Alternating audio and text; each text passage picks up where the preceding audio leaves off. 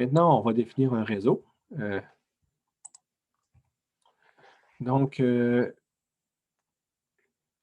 PyTorch offre une manière de déclarer facilement les réseaux.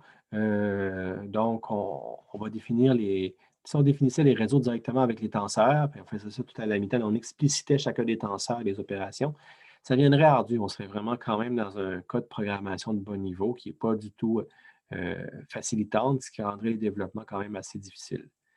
Donc, on a dans le package NN des éléments intéressants pour construire nos réseaux. Donc, on peut définir un réseau, donc on va appeler ça mon réseau, qu'on va faire hériter du module nn.module. Puis, dans ce cas-ci, on va définir la structure du réseau. Donc, on va avoir le constructeur ici qui est tout simplement,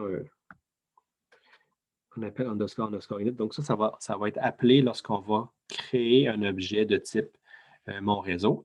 Et donc, là, on va appeler d'abord la fonction du parent de nn-module pour faire l'initialisation, parce qu'il y a quand même une initialisation à faire dans le module. Puis ensuite, on peut définir les couches, les opérations non linéaires, les méthodes de régularisation, etc. On peut définir la structure du réseau dans le constructeur ici.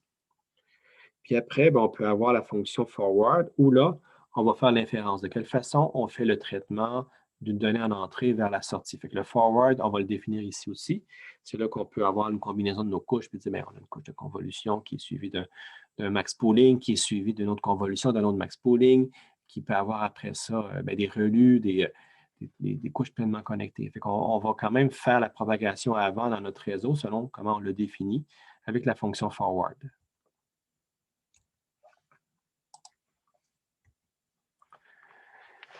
Il y a plusieurs types de couches qui sont offertes. Donc, on peut composer des modules simples pour créer on peut composer des modules simples et on va créer des modules plus complexes à partir de cette composition-là.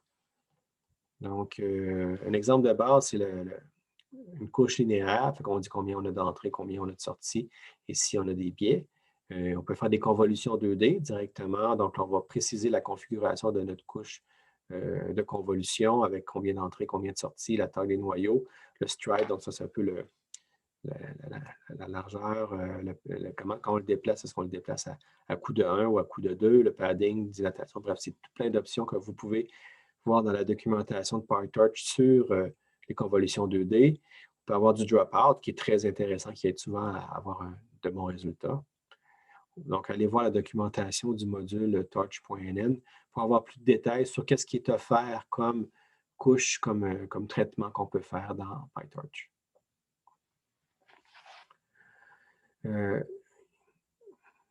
Donc, on a beaucoup de couches aussi qui sont directement disponibles comme des fonctions. Donc là, on va comme appliquer une fonction qui correspond à l'application d'une couche. Donc là, le module ne va pas enregistrer ces couches lorsqu'elles sont déclarées directement en fonction. Fait que ça peut être problématique, entre autres, dans la façon de faire des traitements, puis ce n'est pas tenu en compte dans la liste des paramètres. Certaines couches comme Dropout, Batch Norm, ils ont des comportements différents en entraînement et en test. Puis là, il faut changer le mode du réseau, puis là, ça va changer le mode de comportement d'une classe. Donc, c'est quand même problématique.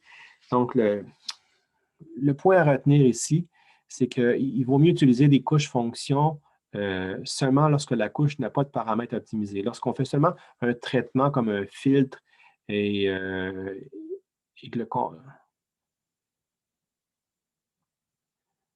où on n'a pas donc le comportement reste le même. Donc, sinon, déclarer des modules avec des couches explicites, c'est ce qu'il faut être fait donc pour s'assurer que le fonctionnement du réseau soit valide. Donc, faites attention de ne pas utiliser des éléments de NN functional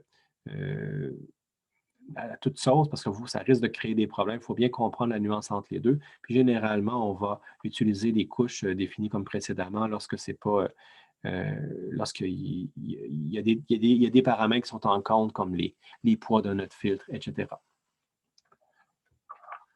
Donc, supposons qu'on va définir un réseau de type le Net5.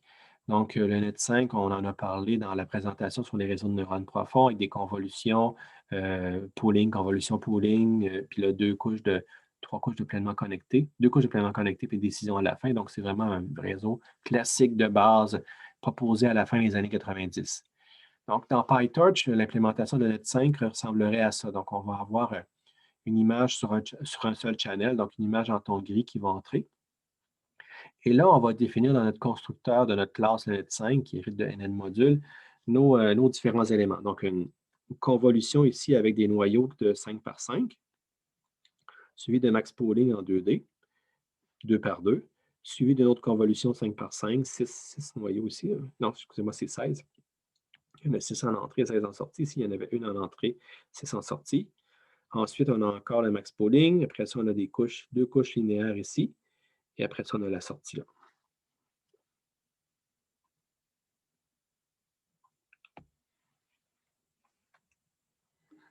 Et lorsqu'on fait le forward, là, ça voit qu'on n'a pas spécifié les relus parce que les relus, on doit les spécifier comme étant fonctionnels, mais le reste,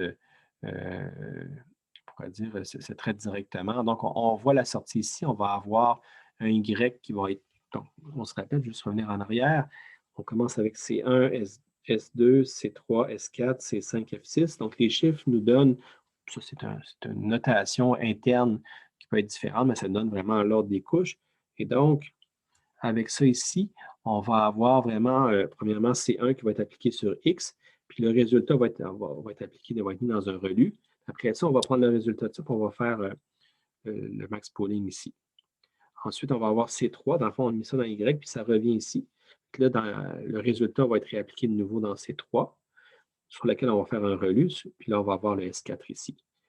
Et après ça, on va redimensionner, donc on va vraiment remettre en forme ici notre sortie pour aller sur les couches de pleinement connectées. Donc, nos couches comme on a avec Perceptron multicouche. Puis là, on a deux couches de pleinement connectées qui est linéaire ici avec S5, mais sur laquelle on applique un relu. Puis on a encore une couche F6 ici sur laquelle on applique un relu. Puis là, on a le résultat qui est donné. Et là, on voit ici là, que dans le fond, ces 6 lignes de code-là implémentent la propagation vers l'avant dans notre Net 5 en ajoutant les relus, en ajoutant le reshaping ici pour redimensionner, pour passer des couches de convolution vers les couches pleinement connectées. Puis après ça, si on veut exécuter finalement notre modèle sur un GPU, on va avoir notre modèle, on va le créer. Puis après ça, on peut faire modèle to CUDA. Fait que là, on va déplacer ici finalement notre modèle sur la carte GPU. C'est nécessaire parce que si on veut que ça s'exécute de façon efficace, c'est requis. Après ça, on peut le ramener localement. C'est sûr que là, le ramener localement, ça peut être intéressant pour faire certains autres traitements. Donc,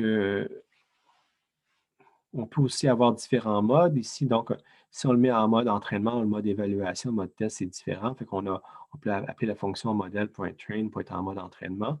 Et on peut avoir aussi la fonction modèle.eval pour le mettre en mode test. Donc, en changeant ça en soi, on a des modes de traitement différents. Puis ça, c'est requis parce que certaines fonctions, comme le dropout en particulier, ne vont pas fonctionner de la même façon. En train, le dropout va vraiment faire un échantillonnage aléatoire, alors qu'en test, on va plutôt faire un ajustement, on va conserver tous les neurones, mais on va faire une espèce d'ajustement pour que ça soit équivalent. Donc, il y a deux approches, soit qu'on le fait Monte Carlo, mais je pense qu'en pratique, ce qu'on fait, c'est plutôt qu'on va réduire de moitié la valeur pour chacune des éléments qui peuvent être désactivés pour faire comme l'équivalent d'une moyenne des résultats qu'on obtiendrait si on avait appliqué le dropout sur notre réseau. Donc, c'est nécessaire ça en test parce qu'on ne veut pas être un résultat spécifique à un échantillonnage dropout de notre réseau. On veut avoir vraiment le résultat espéré.